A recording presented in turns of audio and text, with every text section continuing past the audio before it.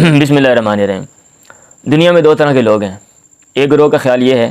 کہ اس کائنات کو بنانے والا کوئی نہ کوئی ہے جس کو خدا کے نام سے پکارا جاتا ہے، اور یہاں پہ جو بھی چیز ہے یا جو بھی واقعہ پیش آتا ہے اس کے پیچھے کوئی نہ کوئی فلسفہ، کوئی نہ کوئی مقصد، کوئی نہ کوئی لاجک ہے۔ اور ایک گروہ کا خیال یہ ہے کہ نہیں، دنیا میں کوئی خدا نہیں ہے۔ دونوں گروہ ایک دوسرے پر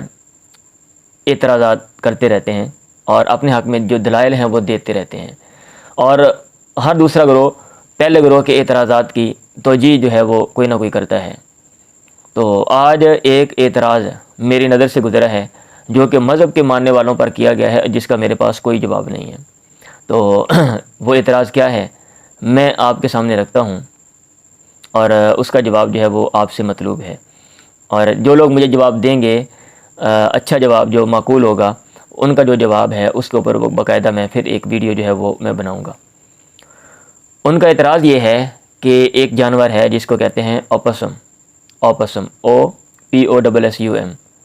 یہ وہ جانور ہے جس کے جو بچے ہیں وہ 20 سے لے کر 50 کے درمیان ہوتے ہیں، اور ان میں سے جو بچے زندہ رہتے ہیں وہ صرف 13 بچے جو ہیں وہ زندہ رہتے ہیں۔ اس کی وجہ یہ ہے کہ اس کے جو ٹیٹس، جو نپلز ہیں وہ 13 ہیں، اور جو بچے پیدا ہوتے ہیں وہ سب سے پہلے جو ہے وہ جو تھنوں تک پہنچ جاتے ہیں، ماں کے تھن تک، تو وہ بچے جو ہیں وہ بچ جاتے ہیں، اور جو باقی بچے ہیں وہ مر جاتے ہیں۔ تو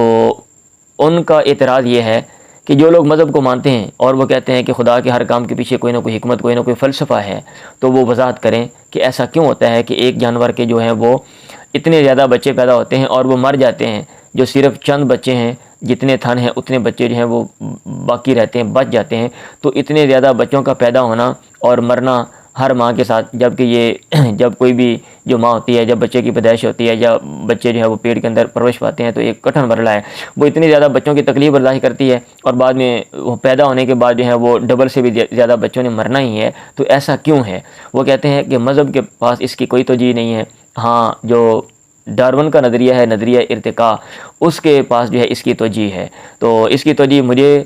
تو کوئی سمجھ نہیں فی الحال آئی، اور نہ کوئی فلسفہ اور نہ کوئی حکمت۔ تو میں نے کہا چلیں یہ بات میں آپ کے ساتھ جو ہے وہ شیئر کرتا ہوں، تو دیکھتا ہوں کہ آپ جو ہے وہ کمنٹس میں کیا تبصرہ لکھتے ہیں، اور آپ اس کی جو توجیہ ہے وہ کیا کرتے ہیں، یا آپ اس کے لیے جو ریسرچ ہے وہ کیا کرتے ہیں۔ میں انتظار کروں گا آپ کے جو ہے وہ جواب کا، اور دیکھتا ہوں کہ جو ہے نا وہ کون جو ہے وہ سب سے اچھا جواب دیتا ہے، اور کوشش کریں کہ یہ بات جو ہے وہ آگے بھی پہنچائیں، اور آپ کے جو علماء کرام ہیں